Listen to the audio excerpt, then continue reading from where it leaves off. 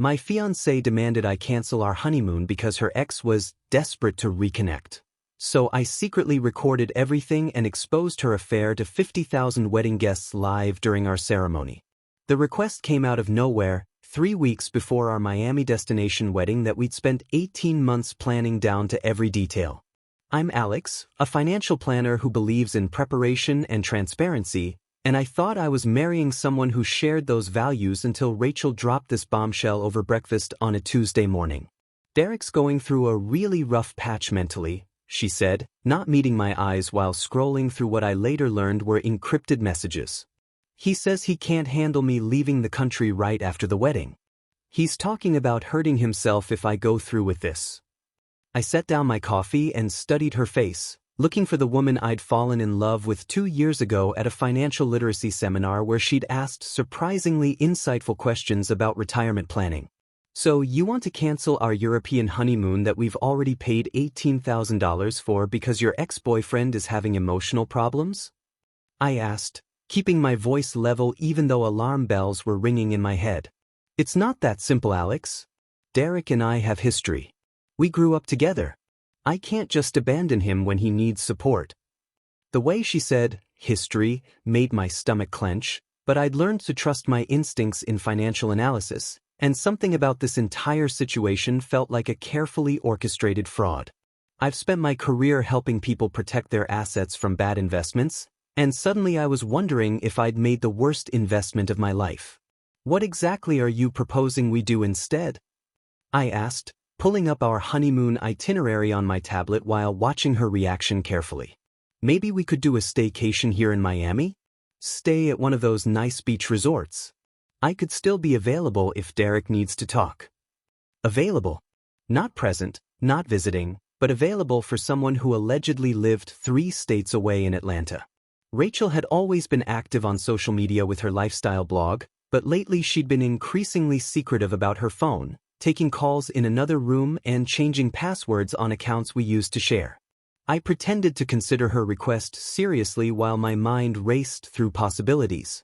Either Derek was genuinely suicidal and my fiancée was an incredibly compassionate person, or something much more calculated was happening here.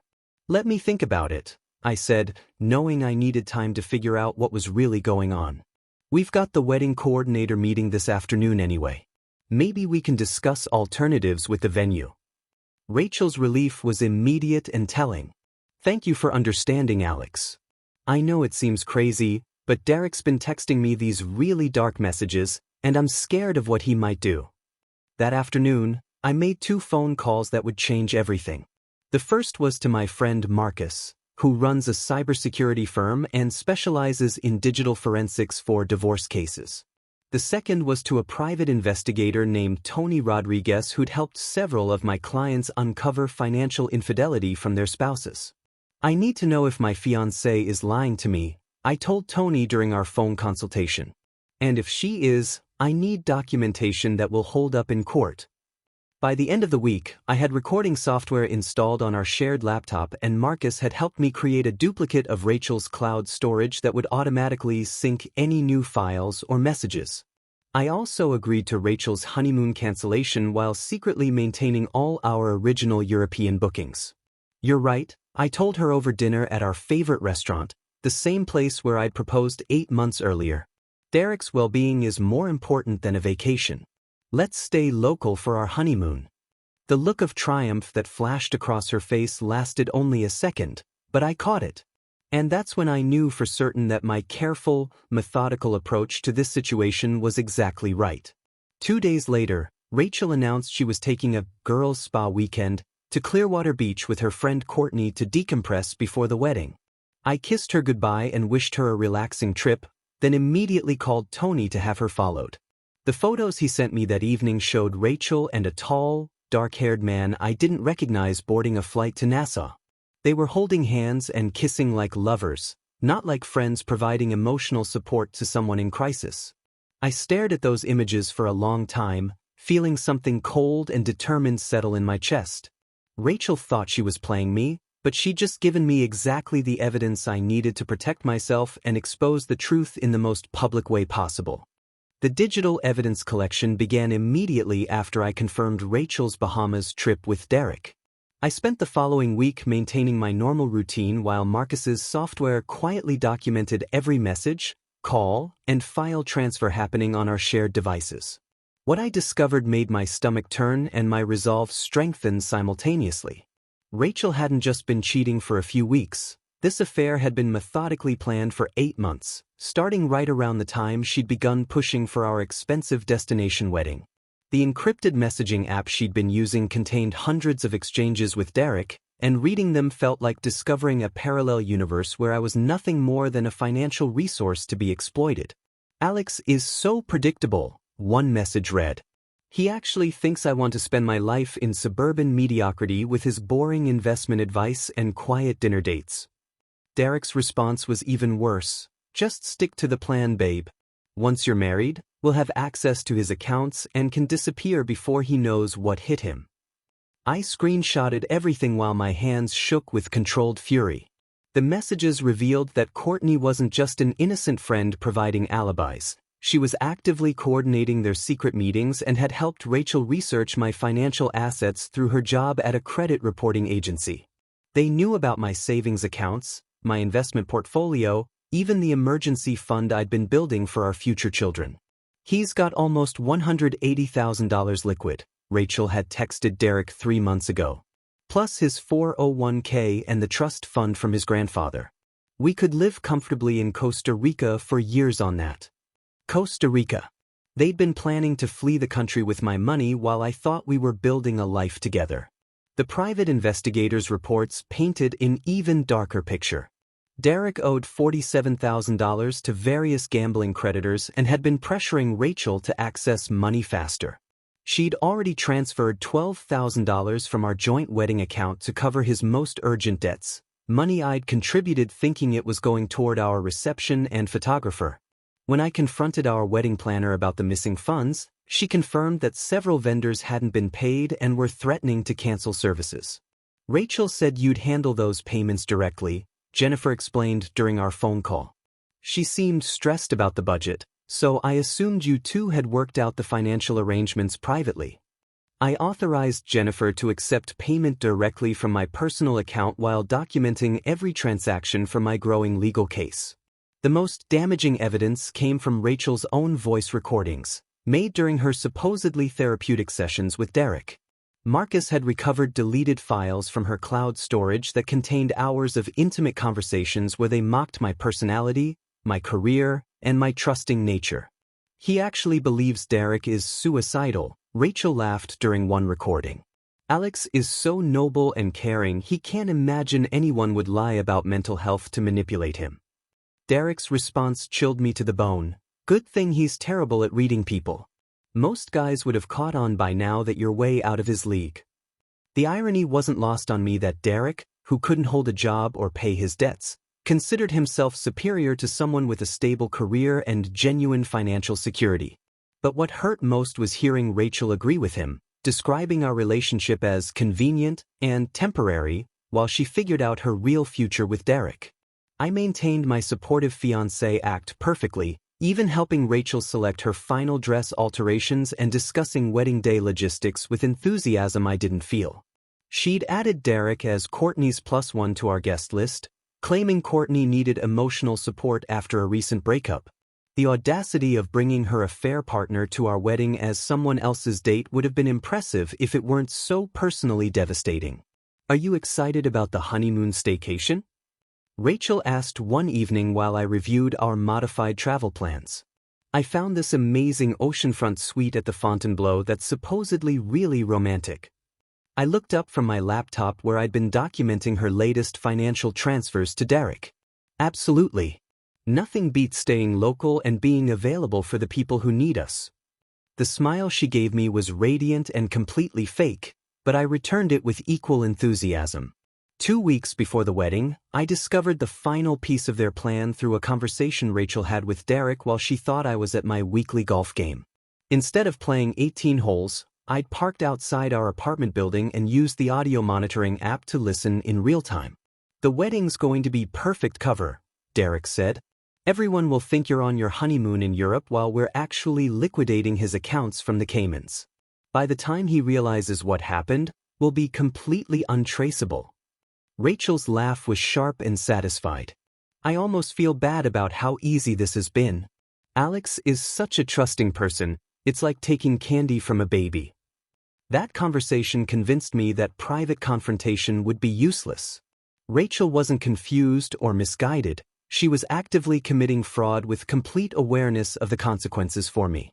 Justice required something more public and permanent than a quiet breakup and civil lawsuit that might take years to resolve. The wedding setup phase required the kind of meticulous planning I'd always excelled at, except this time I was orchestrating exposure rather than celebration.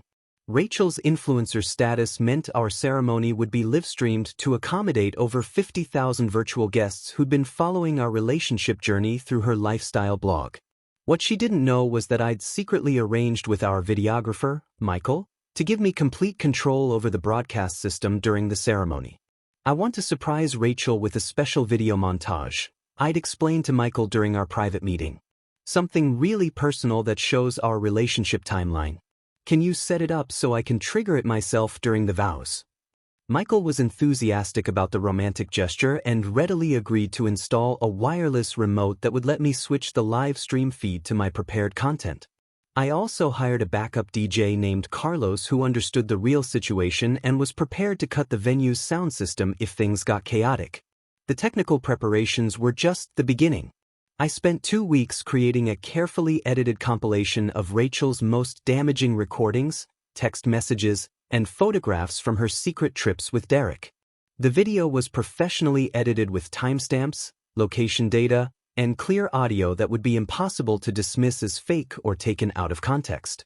I also prepared written documentation for immediate distribution to key family members and our attorney.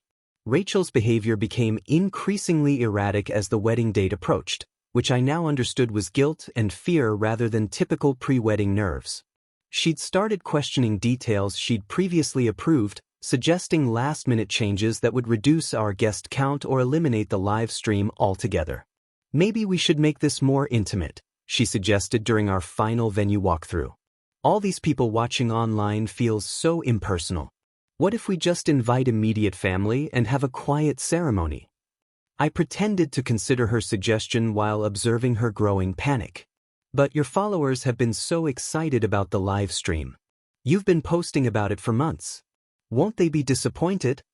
The conflict on her face was obvious as she weighed disappointing her audience against the risk of public exposure. "I just think our special moment should be private, you know? More meaningful. More controllable," she meant. A smaller, private ceremony would limit the scope of her humiliation when everything unraveled. I maintained my enthusiastic support for all our original plans while secretly documenting these conversations as additional evidence of her guilty knowledge. "The live stream stays," I decided firmly. "This is going to be the wedding of your dreams, exactly like we planned." 2 days before the ceremony, Rachel made one final desperate attempt to change our plans. She'd spent the afternoon with Courtney and returned home with renewed determination to convince me to elope privately instead. "Alex, I've been thinking about what really matters," she began, sitting beside me on our couch with unusual intensity. "We don't need all this spectacle to prove our love. Why don't we just go to the courthouse tomorrow and get married quietly?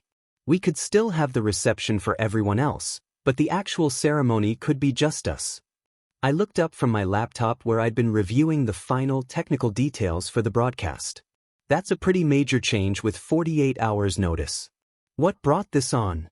She moved closer, taking my hand in both of hers with practiced intimacy. "I realized that all these months of planning, all the stress and expense, it's taken away from what really matters. I just want to be your wife, Alex. I don't need the cameras or the crowd."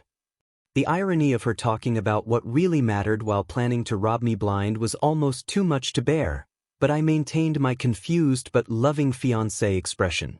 "Rachel, we've invited 300 people. Your parents flew in from Oregon. My grandmother bought a new dress specifically for this ceremony. We can't just abandon everyone who's made the effort to celebrate with us." Her frustration was barely contained as she realized I wouldn't be manipulated away from the public ceremony that would expose her. But think about how romantic it would be, just the two of us promising our lives to each other without all the performance and pressure. Performance. She was worried about her own performance when the truth came out in front of everyone she'd been deceiving. The performance is part of what makes it special, I replied, knowing that her performance was exactly what I was counting on. Besides, the live stream means your grandmother in Seattle can watch even though she couldn't travel. Isn't that worth dealing with a little pressure? Rachel's final attempt came that night as we lay in bed, her last chance to derail the public reckoning she somehow sensed was coming. "Derek called me today," she said quietly, her voice carefully modulated to sound reluctant and concerned. "He's really struggling with us getting married. He knows it's selfish, but he can't stop thinking about the time we spent together in college before everything got complicated." I turned to face her in the darkness, knowing this conversation was being recorded by the audio monitoring system Marcus had installed. "What exactly did he say?" She took a shaky breath, preparing to deliver what she thought would be her masterstroke manipulation. "He told me he's always regretted how we ended things. That seeing me marry someone else is making him realize he threw away the best thing in his life. He asked if there was any chance I had feelings for him too." The setup was perfect, giving me an opportunity to display the jealous, controlling behavior that would justify her affair in her own mind. Instead, I remained calm and supportive, which clearly wasn't the reaction she'd expected. "That sounds really difficult for him. And for you. What did you tell him?" She was quiet for so long I thought she might not answer. Finally, she whispered, "I told him it was too late. That I'd made my choice and I was committed to building a life with you." Lies wrapped in just enough truth to be believable, delivered with the perfect amount of emotional vulnerability. If I hadn't already heard her laughing about Derek's gambling debts and their Costa Rica escape plan, I might have actually felt sorry for the position she was claiming to be in. "I appreciate you being honest with me about this," I said, pulling her closer in what she probably interpreted as forgiveness and understanding. "It shows how much you respect our relationship that you'd share something so personal and difficult." She relaxed against me, probably thinking she'd successfully planted the seeds that would explain her behavior when everything came out after the wedding. What she'd actually done was provide recorded evidence of her deception and manipulation, delivered in her own voice with clear intent to deceive. Tomorrow's ceremony was going to be even more satisfying than I'd originally planned. The wedding ceremony began exactly as rehearsed, with Rachel looking absolutely stunning in her $4,000 designer gown and me playing the role of nervous but devoted groom to perfection. The oceanfront venue was packed with 300 guests while another 50,000 plus viewers watched the live stream, many of them Rachel's dedicated followers who'd been invested in our relationship story for over a year. I could see Derek sitting in the third row beside Courtney, looking uncomfortable in an ill-fitting rental tux and checking his phone frequently, probably monitoring gambling sites or coordinating with creditors who expected payment after his big score. Rachel's parents beamed with pride as their daughter prepared to marry a financially stable man who would provide the security they'd always wanted for her, completely unaware that she was planning to disappear with my money within days. The officiant, Pastor Williams from Rachel's childhood church, led us through the traditional ceremony structure while I maintained perfect composure, knowing that everything was about to change in the most dramatic way possible. "If anyone has just cause why these two should not be joined in marriage, let them speak now or forever hold their peace," Pastor Williams announced, his voice carrying clearly through the venue's sound system and out to our massive online audience. This was my moment.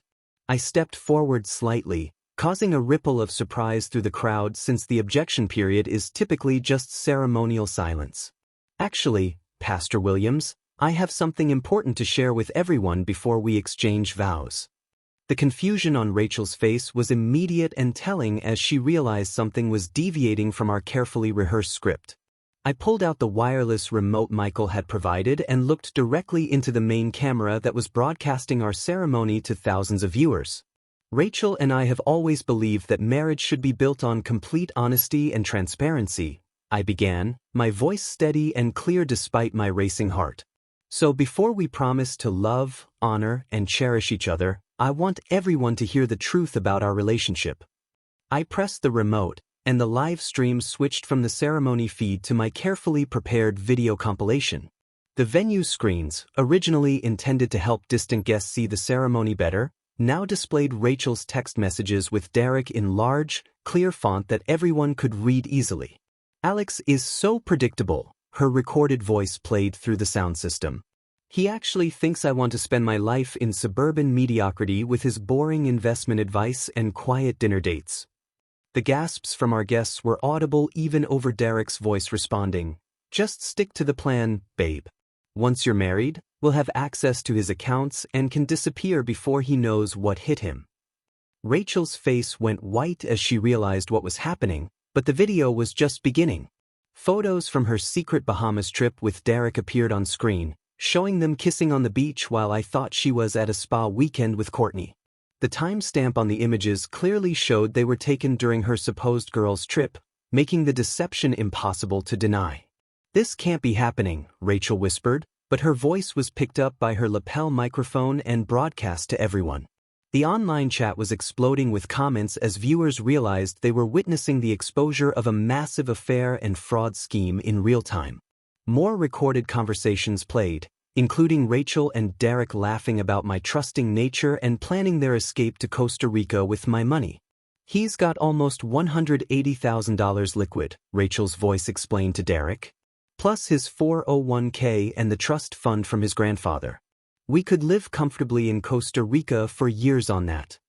The venue erupted in shocked murmurs and gasps as guests processed what they were hearing.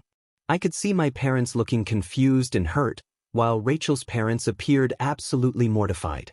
But the most damaging evidence was yet to come. The video showed bank transfer records documenting the $12,000 Rachel had already stolen from our wedding account to pay Derek's gambling debts, along with screenshots of their detailed plans to liquidate my accounts during our fake honeymoon.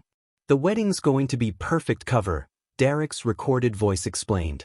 "Everyone will think you're on your honeymoon in Europe while we're actually liquidating his accounts from the Caymans." Rachel tried to run at that point, hiking up her expensive gown and heading for the nearest exit, but I'd quietly arranged for additional security personnel who stepped forward to block her path. "Please remain seated," I announced calmly to our guests. "There's more everyone needs to hear." The final segment of the video played Rachel's conversation from 2 nights earlier, where she'd claimed Derek was struggling with their upcoming marriage and had confessed his feelings for her. Except the audio timestamps proved she'd spoken with Derek for over an hour that same day, and his voice was clearly audible in the background during what she'd claimed was a vulnerable confession about his regrets. "I told him it was too late," Rachel's recorded voice insisted to me. "That I'd made my choice and I was committed to building a life with you." But immediately after that conversation, the video showed text messages between Rachel and Derek where they finalized their post-wedding theft timeline and joked about how easily I'd believed her performance. The contrast between her words to me and her messages to Derek was so stark that even the most generous interpretation couldn't explain it away. Derek finally realized he'd been exposed when his own voice started playing through the sound system, and he bolted from his seat toward the back exit. But several of my groomsmen, who I'd quietly briefed about the situation beforehand, intercepted him before he could escape. The live stream audience was witnessing everything in real time, with the viewer count climbing rapidly as people shared the broadcast across social media platforms.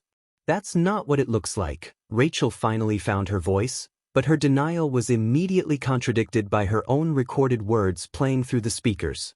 "Alex is taking this completely out of context. Those messages were just fantasy, not real plans." But the video had saved the most damaging evidence for last. A recording from just 3 days earlier where Rachel and Derek discussed specific steps for accessing my bank accounts, complete with account numbers and security questions they'd researched. There was no possible innocent interpretation of that level of detailed planning. As the video concluded, I took back the microphone and addressed our audience with the calm, professional demeanor that had served me well throughout my career. "Ladies and gentlemen, both here and watching online, I apologize for the disruption to what was supposed to be a celebration. But I believe everyone deserves to know the truth about the person they were about to watch me marry. The venue was completely silent except for the sound of Rachel sobbing and Derek arguing with my groomsmen who were preventing his escape. Even the online chat had gone quiet as 50,000 viewers processed what they just witnessed. I looked directly at Rachel, who was standing frozen in her wedding dress with mascara streaming down her face. Rachel, you told Derek that I was predictable and trusting. You were right, but you made one crucial miscalculation. I paused, letting the weight of the moment settle over everyone present. You assumed that being trusting made me stupid. It doesn't. It just means I document everything when someone I love starts acting suspicious. The silence that followed was broken only by the sound of sirens in the distance, as the police officers I'd contacted beforehand arrived to escort Rachel and Derek away for questioning about the theft and fraud charges I'd already filed. Rachel's public meltdown began the moment she realized the police sirens were for her and Derek, transforming her from a sobbing bride into something far more desperate and dangerous. The live stream captured everything in high definition as she screamed at me with language that would have made her church-going parents faint under normal circumstances. "You manipulative psychopath," she shrieked, lunging toward the camera setup while Michael tried to keep filming. "You planned this whole thing just to humiliate me. You're a sick, controlling freak who couldn't handle being dumped." The irony of being called manipulative by someone who'd spent 8 months planning to rob me wasn't lost on anyone watching, especially as her own recorded voice had just finished explaining her detailed theft scheme to 50,000 witnesses. I remained calm and let her reveal her true character to everyone present, knowing that her breakdown was providing even more evidence of her guilt and instability. "Rachel, the only plan I made was to protect myself from fraud," I replied evenly. "Everything else was your choice." She completely lost control at that point, admitting to the affair on live stream while trying to justify it as emotional liberation rather than calculated theft. "Yes, I've been seeing Derek. Yes, I love him. At least he makes me feel alive instead of suffocated by spreadsheets and retirement planning." The crowd gasped as she confirmed what everyone had just heard in the recordings, but she wasn't finished destroying herself publicly. "You want to know the truth, Alex? I never loved you. I was settling for financial security, but Derek showed me what real passion feels like." Her confession was being broadcast to thousands of viewers who were recording the stream on their phones, ensuring that her words would be preserved forever across social media platforms. The viewer count had climbed to over 75,000 as people shared links to the most dramatic wedding disaster in internet history. Courtney tried to salvage the situation by rushing to Rachel's defense, but she'd clearly never expected to be exposed as part of the conspiracy. "This is all out of context," she announced to the crowd, trying to grab attention away from Rachel's ongoing meltdown. "Alex is obviously unstable and has been secretly recording private conversations, which is probably illegal." I'd anticipated this deflection and had prepared documentation for exactly this moment. "Actually, Courtney, Florida is a two-party consent state for recordings, but there are exceptions for documenting criminal activity," I explained while pulling out printed copies of her text messages with Rachel. "Like when you used your position at the credit agency to illegally access my financial records and share them with Rachel and Derek." Her face went white as I distributed copies of her messages to nearby guests and held them up to the camera for online viewers to see. The screenshots showed Courtney providing detailed information about my assets, credit score, and account locations to help Rachel and Derek plan their theft more effectively. "I was just helping a friend," she stammered, but the evidence clearly showed coordination and intent to commit fraud.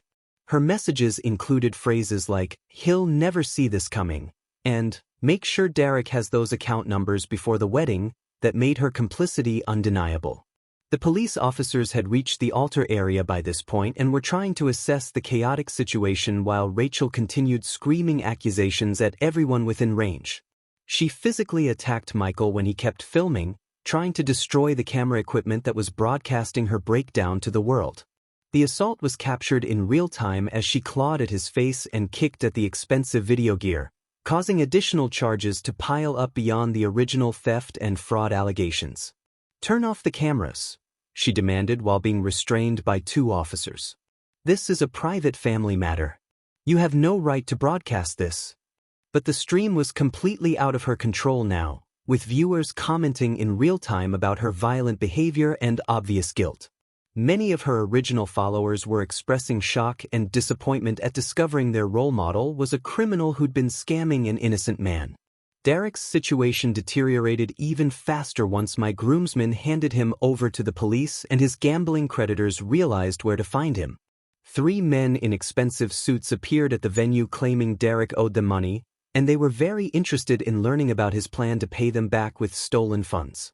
"We've been looking for Derek Martinez for 2 months, one of them explained to the officers.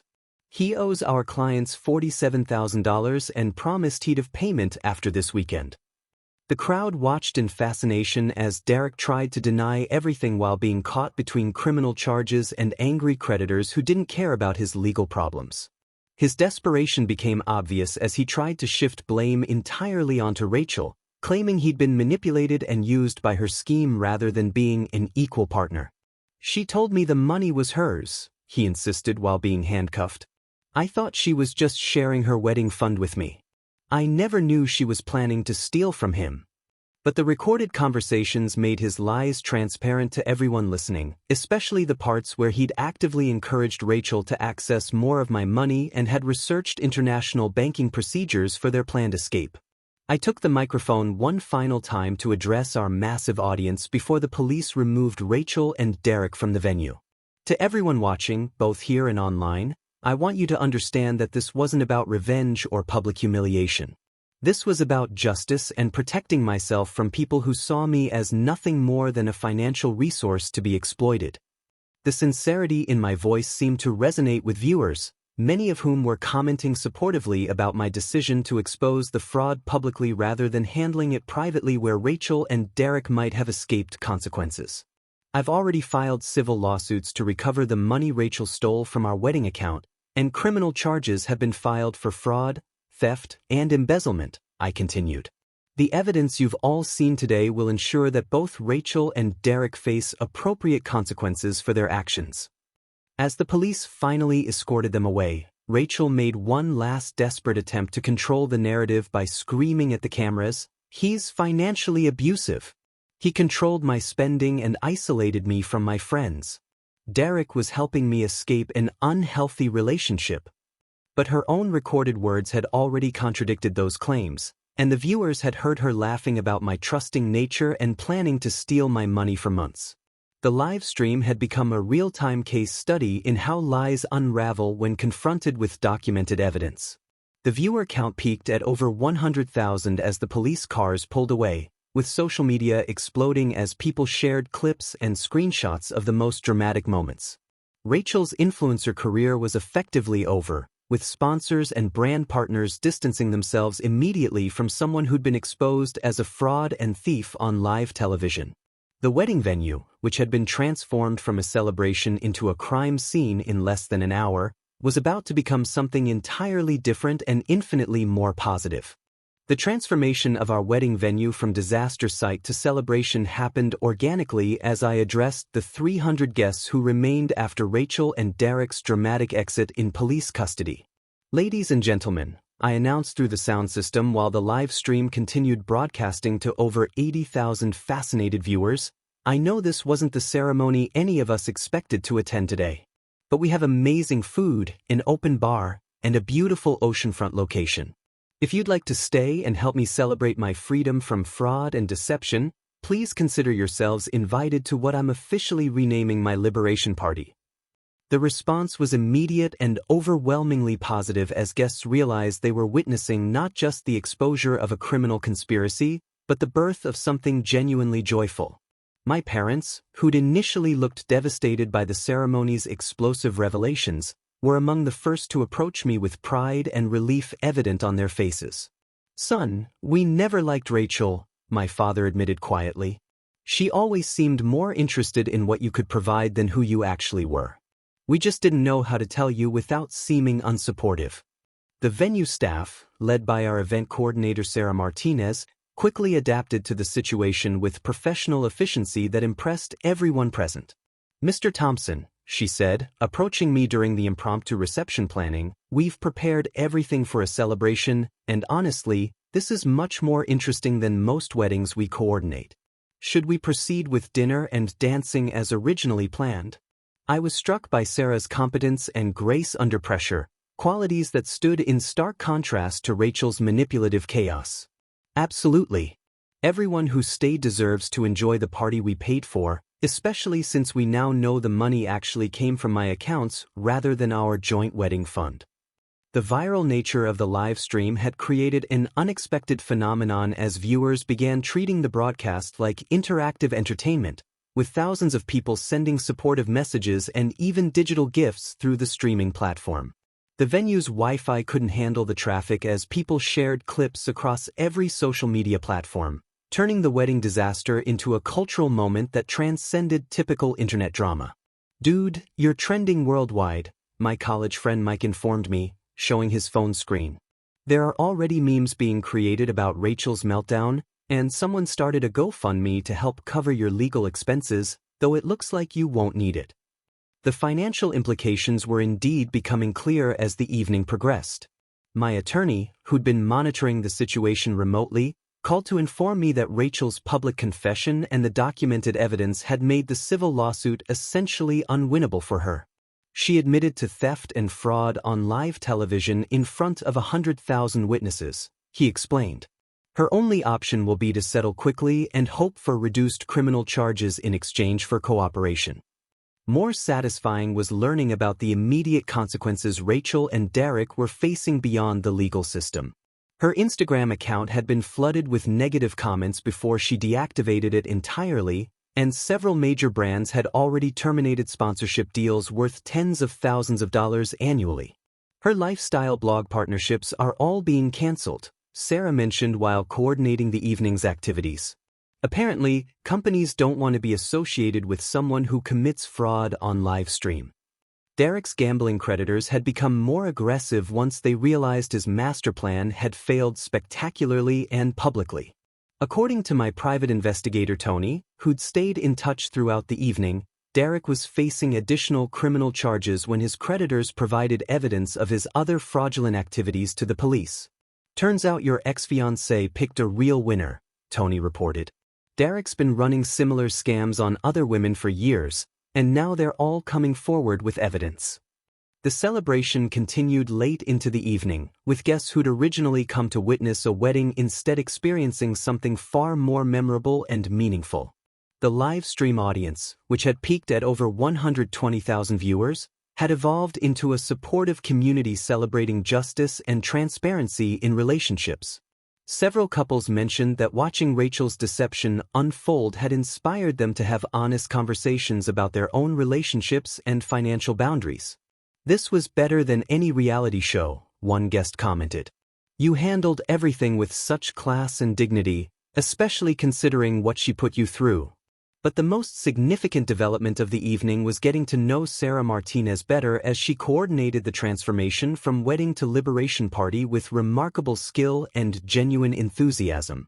Her competence, integrity, and sense of humor provided a stark contrast to everything I'd experienced with Rachel, and I found myself genuinely enjoying our conversations throughout the evening. "I have to admit, this is the most interesting wedding I've ever coordinated," she told me during a quiet moment between managing vendor logistics. "You maintained incredible composure during what must have been the most difficult situation of your life." 6 months later, Sarah and I had our first official date at the same restaurant where Rachel had originally suggested canceling our European honeymoon. The difference in conversation quality was remarkable. Sarah asked thoughtful questions about my work, shared insights about event planning and small business management, and never once suggested that my financial stability made me boring or predictable. "I keep thinking about how differently that night could have ended," she mentioned over dinner. "If you hadn't documented everything so thoroughly, Rachel and Derek might have actually gotten away with their plan." The civil lawsuit settlement had indeed covered all my losses plus additional damages, while the criminal charges had resulted in Rachel serving 8 months in county jail and Derek facing 18 months in state prison. More importantly, the viral video had become a cautionary tale used in legal and business courses about the importance of protecting assets and recognizing financial abuse in relationships. My financial planning practice had actually grown substantially due to the publicity, with new clients specifically seeking my services because they'd seen how methodically I'd protected myself from fraud. People trust someone who's been through what they're worried about and came out ahead, I explained to Sarah. Turns out being the victim of attempted fraud makes you very credible when advising others about asset protection. The irony wasn't lost on me that Rachel's attempt to destroy my financial security had actually enhanced my professional reputation and led me to someone infinitely better suited as a life partner. 2 years after the wedding disaster that launched 1,000 memes, Sarah and I announced our engagement at the exact same Miami venue where my previous relationship had imploded so spectacularly. The choice was deliberate and symbolic, transforming a place of betrayal into one of genuine celebration and new beginnings. This time, there would be no live stream, no social media documentation, just intimate family and close friends witnessing two people who'd found each other through the wreckage of my previous disaster. The venue manager, who'd coordinated both events, couldn't help but comment on the contrast between the two occasions. "It's like watching the difference between performance and authenticity," she observed during our planning meeting. "Rachel treated everything like content for her followers, but you and Sarah are focused on actually building something together." The legal aftermath of my first wedding had continued unfolding in satisfying ways throughout our courtship. Rachel had served her full 8-month sentence and emerged from jail to discover that her influencer career was permanently destroyed, with her reputation so damaged that she'd been forced to change her name and move to a different state where she now works at a call center under her maiden name. Her attempts at a comeback tour on social media, claiming she'd been the victim of financial and emotional abuse, had failed miserably when confronted with the overwhelming evidence of her own recorded confessions and documented theft. Derek's consequences had been even more severe, with his 18-month prison sentence followed by years of civil penalties and restitution payments to multiple victims who'd come forward after seeing our viral wedding video. The gambling debts that had motivated his participation in Rachel's scheme had grown exponentially during his incarceration, ensuring that he'd be paying creditors for decades while working whatever legitimate jobs he could find with a felony record. "The justice system actually worked," Sarah commented when we received the final settlement payment that covered not just my stolen money but substantial additional damages for emotional distress and punitive measures. "It's rare to see fraud cases where the victims get complete vindication and recovery."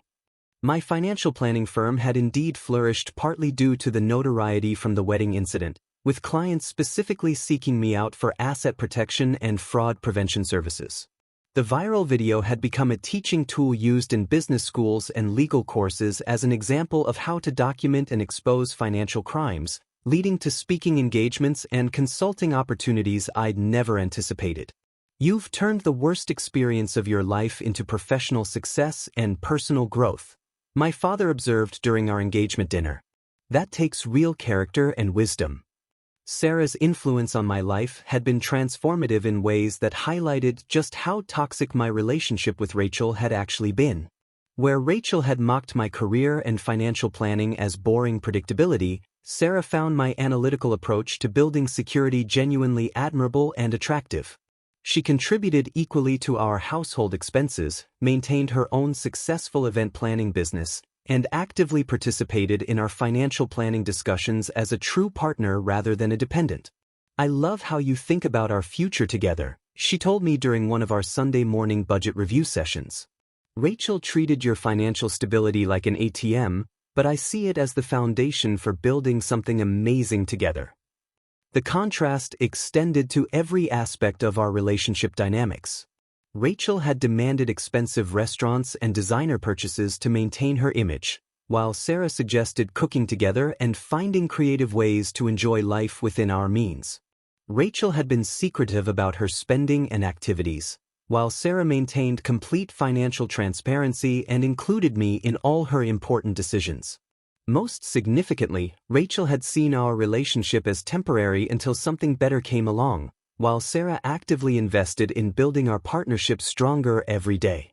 Our wedding planning process reflected these fundamental differences in approach and values.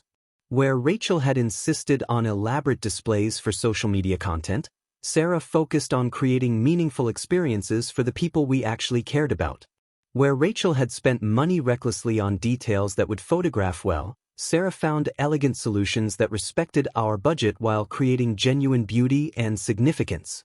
The goal isn't to impress strangers on the internet, she explained while reviewing venue options. It's to celebrate our love with the people who matter most and start our marriage in a way that reflects who we actually are. The simple, private ceremony we planned was everything Rachel's spectacle had failed to be: authentic, intimate, and focused on the commitment we were making rather than the performance we were giving. No cameras, no live stream, no social media posts, just two people promising to build a life together based on trust, respect, and genuine partnership. The final irony came 6 months before our wedding when Rachel made one last desperate attempt to contact me through a mutual acquaintance, claiming she'd learned from her mistakes and wondered if we could meet for coffee to discuss what had happened between us. I declined through the intermediary, but learned that she'd been hoping to convince me to remove the viral video from internet circulation, as it continued haunting her attempts to rebuild any kind of public life or professional reputation. She actually thought you might help her after everything she did, Sarah marveled when I told her about the request. That level of self-delusion is almost impressive. The wedding video remained online as a permanent record of what happens when someone mistakes kindness for weakness and trust for stupidity. It had been viewed millions of times across various platforms and continued generating discussions about financial abuse, relationship red flags, and the importance of protecting yourself from manipulative partners. Legal scholars and relationship counselors regularly referenced it in their work, ensuring that Rachel and Derek's spectacular failure would serve as a cautionary tale for generations. As Sarah and I exchanged vows in the same venue where Rachel had been arrested for fraud, I reflected on how completely my life had transformed through the wreckage of that previous disaster. I'd gained professional success, personal wisdom, genuine love, and the deep satisfaction of seeing justice served to people who tried to destroy me for their own selfish gain. Rachel had been right about one thing during our relationship: I was predictable. I could be counted on to work hard, plan carefully, treat people with respect, and build something lasting rather than chasing immediate gratification. What she'd failed to understand was that these qualities made me valuable, not boring, someone worth building a life with rather than someone to be used and discarded. Sarah understood that completely, which was why we were beginning our marriage with excitement about our shared future rather than schemes to exploit each other for temporary gain.